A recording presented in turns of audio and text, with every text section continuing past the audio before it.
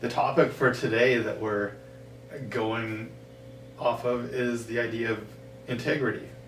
And I think let's start out by just explaining kind of what you mean about integrity, and I'll go off of it. I tend to use the term reliability a little bit more, just because that's one of my sort of core values. So I think they kind of represent the same thing. But what do you mean by integrity? Yeah, you stole my thunder on the core value term. That's integrity is one of my core values for sure. Essentially, I just mean doing what you say you're going to do. So if you say you're going to complete a task, do it. Fulfilling your proper duties. Right. Yeah. Yeah, and I agree. It's with the term reliability in my case, and just meaning the same thing. Integrity is very important, and I think what we're trying to tease apart today is seeing how that can lead to whether it's more, I guess, mental at ease or greater flow, kind of just becoming a little more in tune with yourself by actually upholding your standards and saying what you say you're going to do, or doing what you say you're going to do. Yeah. And so with that in mind, like, what do you see as kind of what's the issue that we've got right now in the world with this whole integrity piece? Well, I'm going to speak to my world, and hopefully that's generalizable to the population. But what I'm seeing is a lot of people saying yes to things that are too much for them, and I mean that in a few ways. One, like out of their kind of scope of knowledge, or saying yes to things that they just don't have time for. So it's this like excited idea, and then it fizzles into nothing. So it's leading to a lot of dead ends. And one thing I was thinking about on my way over here is how we're in this time where like self-love and self-care is so highly talked about, and it's cool. I'm just wondering if it's really practiced, because we're also in this time where burnout is so prevalent. Like, a lot of people are tired. A lot of people are exhausted. I don't know how many people you've talked to recently that said, I'm tired. We both did this morning. but it's interesting, and I think that maybe a lack of integrity leads to burnout, because we're saying yes to things that we don't have the capacity for, and then we're too busy and we're too tired to get them done. Yeah, interesting. And now we're disappointed. So I think it's a great place to start, because I think when people think about the idea of integrity and doing what you say you're going to do, and people just tend to oblige everybody by saying yes about everything. And if you kind of approach the idea of needing to always uphold everything that you say you're going to do from the standpoint of saying yes to everything, then it becomes this issue of biting off more than you can chew. And it's interesting that you kind of talk about saying just simplify things in your life and in whatever you value, and then approach those with integrity. So what happens, do you think it's more an issue of people that are sort of not living with integrity, are not in tune with themselves enough, and that they need to become a little more self-aware before they start saying yes to everything? Yeah, I think that's a big puzzle piece missing, is that you have to know yourself to know your capacities. And so if you don't know yourself and you just get excited about things and you ride off of that emotional high of being like, woo, this is going to be fun, but then you don't have the capacity for it, then, like I said, you've led yourself to disappointment. Like, it's this, like, your self-worth is then questioned of like, oh, like, what good am I? What can I, like, I couldn't even get all this stuff done, that kind of thing. So my big thing with integrity is, yeah, you gotta get to know yourself, and you gotta get to know what you're capable of, and you have to know where your boundaries are. So you have to set them. What is too much for you? What's not enough for you? And then from there, navigate in between. And I think that what we talked about last week really ties into this too, of the spring cleaning idea of getting rid of things that are weighing you down. Mm-hmm. So simplifying your life, doing what brings you joy, saying yes to things that bring you joy, so that it's not this begrudging journey to integrity, but it's like, this is fun, and I'm doing, like, I'm, you know, for lack of a better term, we'll say we're hitting our goals. You know, that's the same thing in my opinion as integrity. I say I'm going to do it, then I hit it. Mm-hmm. So yeah, that self-awareness piece is huge. Okay, I cool. think. Yeah, I agree. So that's, you know, there's a lot of interesting books that kind of talk about the self-awareness and how you need a lot of like quiet time alone for contemplation in order to become aware of what is deeply meaningful to you. Mm-hmm. And so I think that's, if we're kind of teasing apart the actionable advice in this episode as well, and what people can kind of take upon themselves in order to, you know, live with more integrity, is you got to have that time for quiet contemplation where you're just alone with your own thoughts and not being influenced by any other external thoughts. And so that's that also means, like, I don't know, I didn't fully get this for a long time, this whole concept of, like, if you are trying to do something like contemplative or on your own, that actually means also, you know, no reading, no listening to music, no listening to podcasts, because those are all actually external influences on your brain. Even music without any lyrics is somebody else's, like, ideas coming into your head. So you've got to give yourself that quiet time that's actually truly contemplative. And, you know, we come back to the idea of nature a lot here, because it's something that we really value as well. And whether it's getting out in nature to find some solitude in basically the most natural setting possible, because that's kind of, that just eliminates all those distractions from your mind, things like meditation or just being alone with your own thoughts, and something that, or also writing it down for yourself, because that's a really important way to extract those values that are actually yours. Mm-hmm. So I think that a quote that kind of came to me that I really have liked over the past couple of years, that I think is really integral to this whole idea, is one from Seneca, and so I'm just gonna read it out, because I can't really recall. It's fairly long and complicated, so I don't want to just mess it up by paraphrasing. But it's essentially about the idea of, it's something that it really, like, hit a point home for me, is the idea between, like, that time to read and that time to write, and, like, those thoughts that you're getting from somebody else versus, like, your own thoughts and processing what you feel most deeply. So he's got this this quote that says, "We ought not to confine ourselves either to writing or to reading. The one, continuous writing, will cast a gloom over our strength and exhaust it. The other will make our strength flabby and watery. It is better to have recourse to them alternately, and to blend one with the other, so that the fruits of one's reading may be reduced to concrete form by the pen."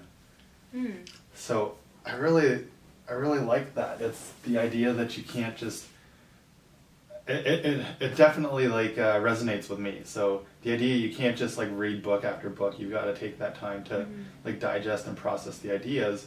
And even Robert Greene was talking about this in the Laws of Human Nature, that you don't want to just, like, gobble up book after book. You've got to have that time to, like, think and process the ideas that you're picking up from a book, and really, like, savor them. And without getting, like, way too off track on talking just, like, about books and reading and everything, how this ties back to integrity is, I think that it's important to extract ideas from other people in one way or another, whether it's through audio, video, or like, written media. But you can't just, like, constantly go at it. You've got to also give yourself the time to think for yourself. And otherwise, as he says, your strength becomes watery and flabby. Yeah, I like that quote.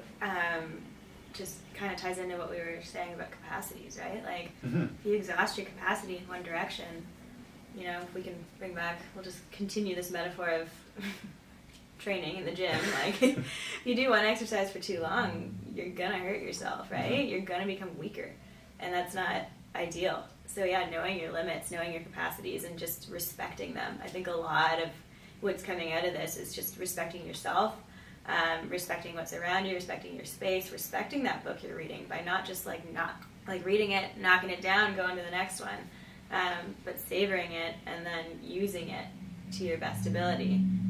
One thing that came to mind while you were chatting there was, do you know Sherry Turkle? She does a lot of TED Talks and stuff, but she's a psychologist. Yeah. She wrote a book called Growing Up Tethered, and so this was from one of my media courses this past semester. And she was talking about, this ties into the solitude picture, knowing yourself, that teens these days really don't have the ability to gain this independent sense of identity, because no matter where they are, they're always what she calls tethered or in community. So you're at school, there's people around. You come home from school, but you've got your cell phone and you're talking to those people. Or you go out with your friends and your parents are saying, text me when you get there. So your parents are always with you. And these kids are never truly alone anymore, whether it's digitally or in community physically, to the point where there's this huge identity crisis happening amongst adolescents right now of being well, I don't know who I am, but we'll follow this group mentality because that's what everyone else is doing. And now we're not, there's no sense of independence anymore. Which is really terrifying, because if you don't have that sense of identity or independence, you can't have what we're talking about, the integrity. You don't know yourself, you don't know your capacities, you don't know what you're capable of, you've not explored it. And the scary thing too is that, when these teens, she's been interviewing them and they're saying that, I turn my phone off because it becomes too much. But then their parents worry. And now there's this anxiety that comes from turning their phones off because their parents are like, what were you doing? Excuse me, what were you doing? I didn't hear from you. That makes me worry. So we're kind of trapped right now, and solitude's really hard to find. Yeah. Now with, and solitude is really hard to find. How do you think people should go about building more integrity? So building more capacity for integrity, I should say. I think there's a lot of we sort of make it seem acceptable to fail at everything now because vulnerability is a big thing. And maybe I'm kind of tying in two different questions that I've got to tease apart here, but so there's a lot of people talking about the vulnerability, and it's okay to let your feelings out and everything, and totally agree with that and everything. But at the end of the day, if you use vulnerability as an excuse for lack of integrity, it's how do you build up integrity in this world where we also not only are tied into everything, but we're also so forgiving of failure and stuff. That's a really fun conversation that I want to talk more on later. I think less is more. Okay. Just honing your craft and not trying to be anything more than that, but just, this is what I'm thinking of integrity, at least, is that don't say yes to things that are out of your scope. So do less, because less is more. You can do, a better job at doing one thing than you can at doing 3,000 things at one time. And the vulnerability picture, so I took a philosophy of emotion course. Oh, cool. And it was neat, and it has me very confused, which is, I think, the point of philosophy courses. But just talking about whether or not emotions are valid enough to use as an excuse for something. Hmm. And it's interesting coming at that as a psych student, because I'm like, ooh, but suppression, not good, right? However, one concept we talked about in that course was using your emotions as kind of like bumpers, like in a bowling alley. So let them be a little bit of a guide, but not the path, if you know what I mean. So, you know, I'm saying yes to this thing, but it makes me feel kind of, ugh. Maybe I shouldn't say yes to that thing because it's not resonating with me. So maybe just not setting yourself up for that sort of, you know, I'm not going to like this thing, and then the emotion isn't the driver. Oh, yeah. However, I also, I think this is the whole point with integrity, is that we got to get away from those emotions, because some days you're just not going to feel like doing things. Yeah. That's human nature. We get lazy, we get tired, and it's hard to press on. This is something I learned. I just committed to doing 30 days of yoga, and I just finished it. It was wonderful to finish that. But nice. A lot, like, I'm going to say 60% of the days is like, I don't feel like doing it, but because I said I was going to do it, I had to do it. And those were the days that I actually got the most out of it, because that's where I learned the most about myself and my thought patterns and the things that drive me that maybe need to be altered towards a more fine-tuned destination, I'll say. This one's tricky because I really do care about people's emotions, and I think they're important. Mm-hmm. And so I don't want to say, like, you know, if you really don't feel something, don't do, like, what am I trying to say here? They are, I think they are slightly, they're two different, like, conversation points for sure. Yeah. Because, and I think it's kind of that dichotomy in your own personality and everything, because you are somebody that, you know, is very like regimented to getting things done, but also very in tune with emotion. Yeah. And sometimes they clash a little bit. But so I think, in my opinion, basically the answer, something we're getting at here, as you've mentioned, is don't bite off more than you can chew. Mm-hmm.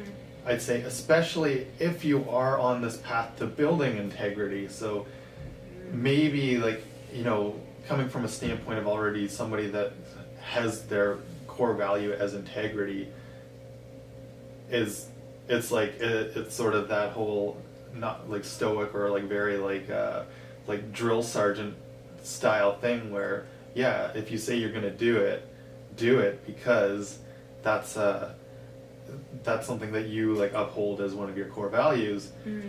So I think, so it's about building more integrity, and that starts with, like you said, not taking on too much, and also like working within, like, this is where we get back to solitude or being mindful, working within those things that you actually are interested in or that you are focused on, and knowing where to draw the lines between something that's like, as like Derek Sivers says, like a hell yes or no, right? So if it's not something that you're totally fired up for, maybe take some more time to consider whether you're going to say yes to it first.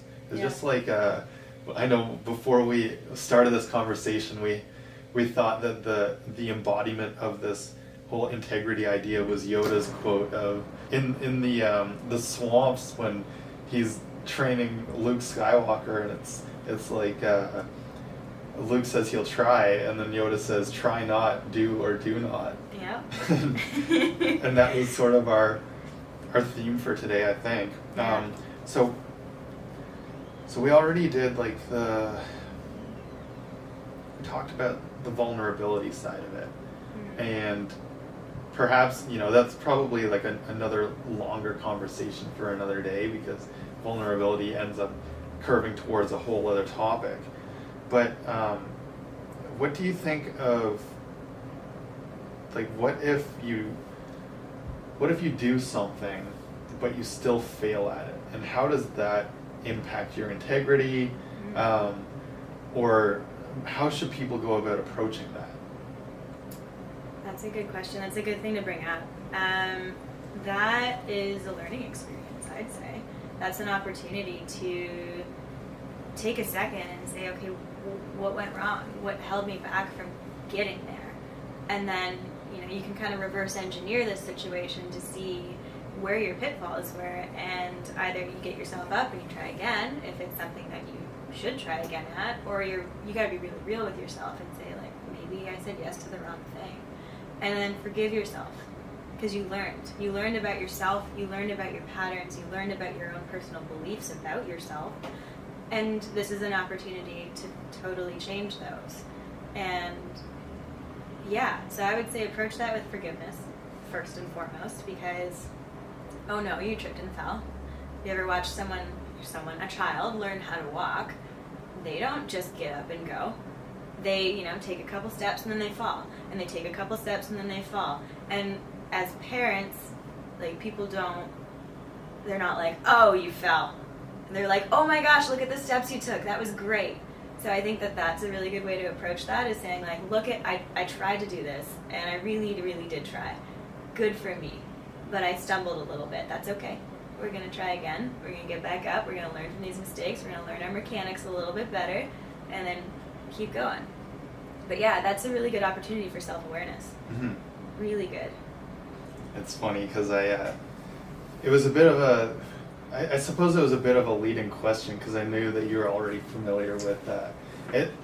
That goes into the idea of the growth mindset, right? Mm-hmm. And I mean, we don't have to belabor the point too much today, because I'm sure it'll come up regularly throughout. It's the whole idea that, yeah, you learn from your failures instead of attributing them to something like, oh, you can't simply do it. Like, there's always a way, as with like Ryan Holiday's book, The Obstacle is the Way.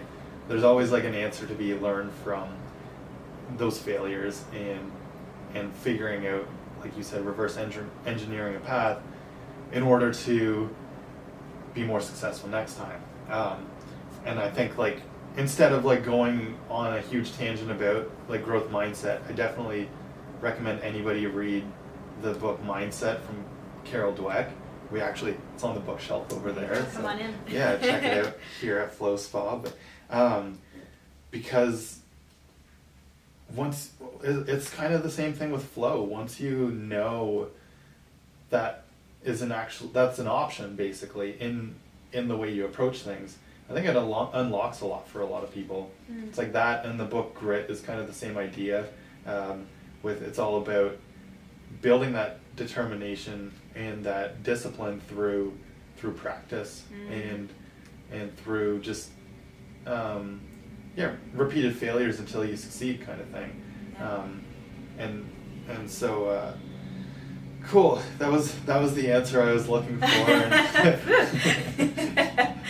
No, I like that you just used the word practice, because I think that's a really important note. We live in a society right now where we see people's successes, but we don't necessarily see their path to get there so much, with like social media and all these things. And what we don't see is that the people who are wildly successful in life have put so much effort into what they do, and they have failed so many times, and they have practiced their craft until they've perfected it. Like, look at an athlete. Like, they don't come out of the womb, like, doing whatever they do. They practice, and they get better, and they fall sometimes, and they hurt themselves sometimes, and then they get back up. And, yeah, I think that's really important to remember with integrity, is that it is a practice, and what you practice is what you get better at. So something I was thinking of, just to kind of go back to the start here, is if you practice saying yes to too many things all the time, you're going to get really good at that. You're going to get really good at overloading your schedule. And then that becomes your normal, and now you're stuck in this like feedback loop of just always being burnt out, but still saying yes to things. So then we come back to self-awareness. Catch yourself doing that, so that you can stop that, because it's not good for you. And then from there you can say, okay, what is important? Where does my yes go? And then it comes down to self-respect, right? So. Yeah. So practice saying no more. Yeah, I think so. It's a good take-home point as well. So where do you think integrity leads as far as flow goes? Like, how does integrity end up leading to flow? That's a good question. And I don't really have an answer No, for this, it's so I'm okay. letting you process it first. I'm just going to take some time on it. Yeah. Like, we see flow as having this clear path. You've got yourself in this zone and you're headed towards something. And integrity, I would say, are like the building blocks to flow. They're the steps you take. So if flow is the zone you get in, you got to say yes to things to keep moving forward. You have to keep projects continuing to keep moving forward. And so you have to know when you're in the flow what is part of your flow. You have to know what saying yes to is going to make your life a little bit more streamlined and a little bit more fine-tuned. So I would say it plays into, just furthering yourself along, and not taking on the wrong things to distract yourself from kind of your ultimate goal True. or passion. Yeah, very true. And like, I think the same thing. And if you look at it from, my preferred term of reliability, if you are being reliable with, that path that you're on, or if you break it down into being reliable on those goals that you set for yourself, so that you can count on yourself to actually achieve them, or to actually take action on them too. And as we've been saying, not getting distracted along the way. I think having a good amount of focus on one or just a few subsets of your interests or your passions.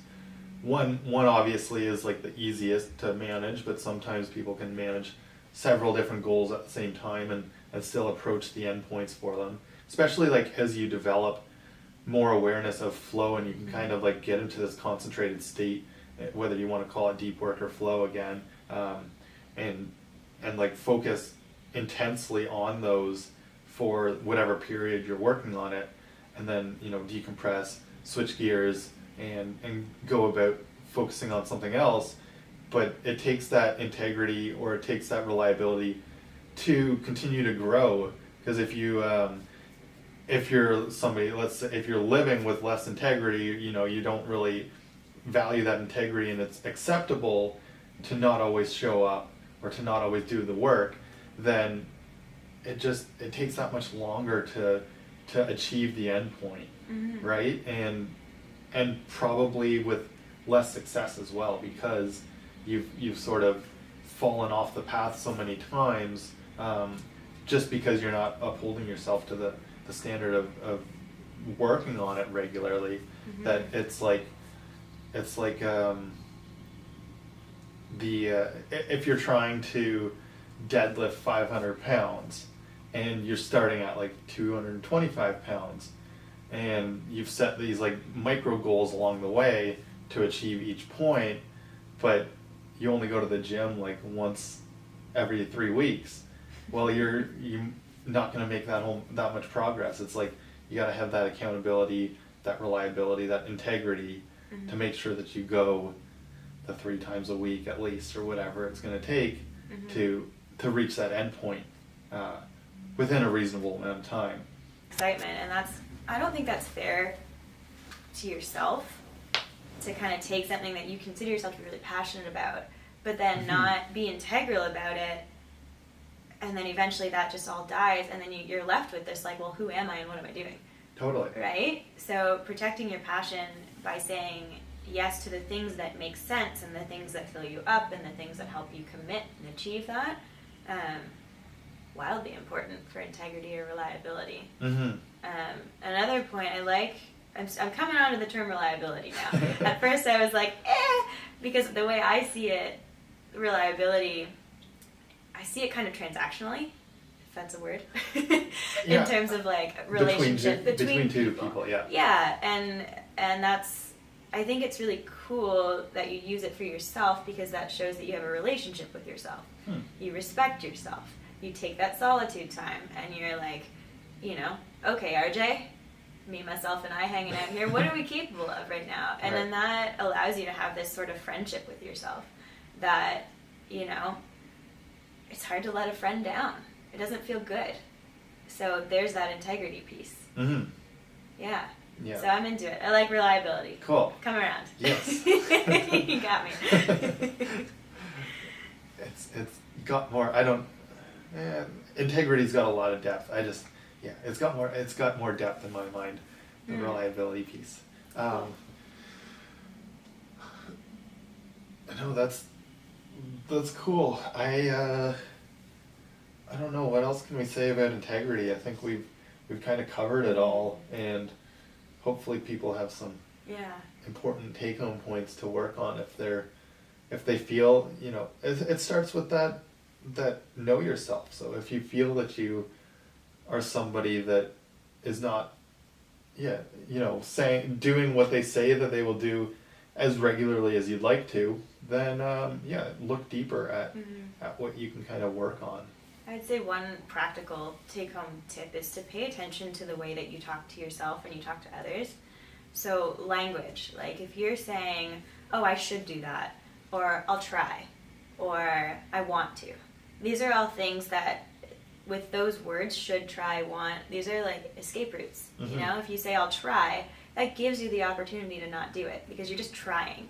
And with trying comes maybe not getting there. But if you say I will, I'm going to, like it's happening, that's integrity. Like we're doing this. So don't be hard on yourself yet, but just take a minute to pay attention. Like don't even be like, okay, I'm going to be integral, because that's saying yes to another thing that maybe you can't take on yet. Take a minute to know yourself, pay attention to your language. Are you saying the word should a lot? Should leads to disappointment if you don't fulfill it. Let's not do that. Are you saying try a lot? And from there, very slowly, change those habits. But just pay attention. Rephrase your language. Yeah. So that's, we've heard that a lot so far with you saying it as well. Mallory talked about it a lot. And that's very cool. It makes me think a lot about affirmations.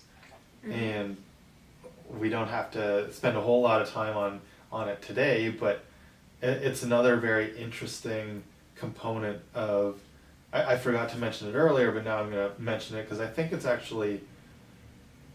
all tying in. I wrote this Kindle book called the 21 Mindset Challenges for an Unbeatable Mind. And if I recall correctly, it's funny that I can't even remember. I can't remember every single one of them. I'm pretty sure I've got something about affirmations in there though, because I think that's like a really easy thing to do to build up more integrity or reliability on yourself. It's weird. It's like Tony Robbins refers to it as like the neuro-linguistic programming. Like you're priming your brain by writing it down, and something about writing it down links it between the two hemispheres of your brain, so that it's not just a thought that's floating around in your head, but actually becomes a little more concrete. It's kind of like what we just said with Seneca's quote. It's like that writing actually concretizes those ideas that you either get from yourself or from others, and allows you to just be, it's interesting. If you want to learn more about affirmations, the one book that kind of like really does a good job is how to fail at almost anything and still win big. It's Scott Adams it's like a memoir / self-help book that Scott Adams, the creator of Dilbert, wrote. Cool. And he is a big believer in affirmations because he had this like really terrible like nervous tick stutter when he was presenting to people or like doing like public speaking events, and he couldn't fix it. But then I can't remember the story of how he came across this whole affirmation idea, but he started writing down like, I will fix my like nervous speaking tick or whatever his specific affirmation was, and write it down and set like the priming for it, and it actually worked for him, and he was kind of blown away. And then from there he like evolved it into like about the Dilbert comics and saying like, I will be like a nationally published comic strip artist or whatever. And it's using those more powerful and like solid like affirmation style words in your language that is a very easy thing to do in order to become more reliable on yourself, or more integral, right? So Yeah, well, using and actually like writing it down, and whether you have to do it just once a day or writing it down regularly. Some people recommend different styles of this whole like affirmation idea, but saying like, for example, if you are wanting to deadlift that 500 pounds, like I will deadlift 500 pounds, but then even breaking it down into those sub goals. So like I will deadlift 300 pounds within 3 weeks, and making it become more real by actually writing it down is a very subtle but cool thing that legitimately works. Yeah, I mean, I'd say it's not even subtle, it's huge. Like, it's simple, but it's like, one thing I always say is, if you're gonna do something, if you're reaching a goal, you're trying, what's the word I'm looking for? Aspiring to do something, there we go. Good morning, everyone. Live as if you've already done it. Live as if it's already happening. So saying those things like, I will deadlift 500 pounds suggests that you will do it. And so you have to step up. You have to take ownership. And then with that ownership comes, Yoda says something about great responsibility as well. I forget what he says. But that's actually a Spider-Man's uncle, Ben. Oh, whatever. With great power comes great responsibility. There we go. Yoda, whoever. I just saw it on a meme with Yoda, so I assumed it was him. But you know, the internet doesn't always tell the truth. But but yeah, if you step into that position of like, I'm doing this, then you've got that responsibility and the ownership of having to do it, and that's integrity. Yeah. So live as if it's already happening. And that's the other style of affirmation that's written down that is very powerful, is instead of just the I will, is the I am the type of person that ... So I am the type of person that deadlifts 500 pounds. I am the type of person that opens a business. I am the type of person that lives with integrity. I am the type of person that does what I say I'm going to do. Those things help to, for some people, they help you to embody it a little bit more. Gives you a pair of shoes to fill. Totally. Yeah, I think those are some good practical tips. Yeah, I think so too. So probably way more that we can go on with a lot of these topics, but we'll kind of wrap it up today, because I think we've settled on the whole integrity idea, and now we'll just continue on with those other topics. So I think if anybody has any like questions that we can answer in regards to this, like specific questions or anything like that, feel free to send them in, because it would be great to kind of evolve this into some Q&A of our own as well, and to help people out with some of these ideas, maybe a little more specifically, would be interesting for those actionable tips as well. Yeah, I think that's a great idea. Send us your questions, and let's see if we can help everybody get a little more integral. Totally. We will answer them. Yes, we will. Cool, thank you. So we're back for round 2 on integrity. An interesting question that I forgot to ask, that I think I think a lot of people maybe that are, whether they're listening or just like the thoughts out there, like integrity and saying that you're going to do what you set out to do, how does that relate to addiction, when sometimes it's not always in our complete power, whether psychologically or physiologically, in order to achieve something? That one's tough. That one, this is what I mean by what you practice is what you become good at, right? Like your body, it's not just a pattern. Your body solidifies these things in your neurology that is now your new normal. So these patterns that we do that become our everyday thing, like we all brush our teeth every morning, that's just a normal thing we do. You know, you mentioned smoking, like it just becomes part of your routine, part of your habits. And it's really hard, because basically you've trained your central nervous system to have this status quo. And then when you take that thing away, if we're going to use the example of smoking, this panic sets in of just like, I don't have this this piece of my life that your body just becomes kind of dependent, right? Yep. And so this one I want to say, like, you got to get some help in some way. Like, don't do this alone.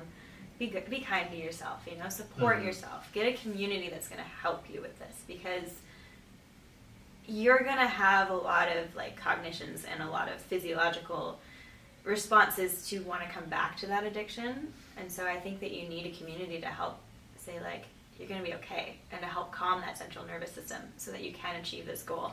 Oh, okay, yeah. And then, what was I going to say there? Forgiveness, because I think you're going to come back to, you know, it's not a linear path of, like, I'm going to do this if I have an addiction to it, I'm going to quit this. Bam, we're done. Sure, some people have really powerful minds and you can just flip it like that, and other people, they need to believe in themselves a little more and spend some time kind of having this up and down rocky road. So forgiving yourself when you do slip up, but not using that as a crutch to say, well, it's all gone to shit. Sorry, I don't know if I can swear on you. But getting back up and being like, okay, that was one little blip. Yeah. Let's keep going now. Like, not letting your identity or, like, your self-worth rely on that one little slip. Is that adequate? I think so. And also maybe starting with something, like, easier to achieve and building up the confidence and stuff.